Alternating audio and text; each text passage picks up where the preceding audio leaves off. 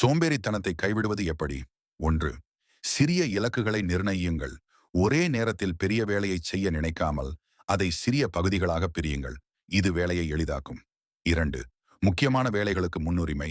அன்றைய நாளில் செய்ய வேண்டிய மிக முக்கியமான வேலையை காலையிலேயே முடித்துவிடுங்கள். இது நாள் முழுவதும் உங்களுக்கு ஒரு புத்துணர்வை தரும். 3. சுற்றுப்புறத்தை சீராக வைத்திருங்கள். நீங்கள் வேலை செய்யும் இடம் சுத்தமாகவும் ஒழுங்காகவும் இருந்தால், உங்கள் மனம் சிதறாமல் வேலையில் கவனம் செலுத்த முடியும். 4. சரியான ஓய்வு மற்றும் உணவு. போதிய தூக்கமில்லாமலோ அல்லது சத்தான உணவு இல்லாமலோ இருந்தால் உடல் சோர்வடைந்து சோம்பேறித்தனம் வரும். எனவே உடல் ஆரோக்கியத்தில் கவனம் செலுத்துங்கள். 5. தொடக்கம் மிக முக்கியம். ஒரு வேலையை தொடங்க தயங்குவதே சோம்பேறித்தனத்தின் முதல் படி. அந்த தயக்கத்தை உடைத்துவிட்டால் பாதி வெற்றி உங்களதே.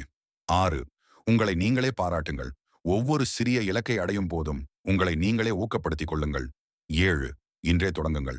நாளை பார்த்துக் கொள்ளலாம் என்ற எண்ணமே சோம்பேறித்தனத்தின் வேர்.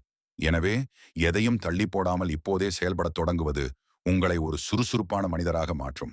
7. உங்கள் நேரத்தை முறையாக பயன்படுத்த தொடங்கினால் சோம்பேறித்தனம் மறைந்து வெற்றி தானாகவே தேடி வரும்.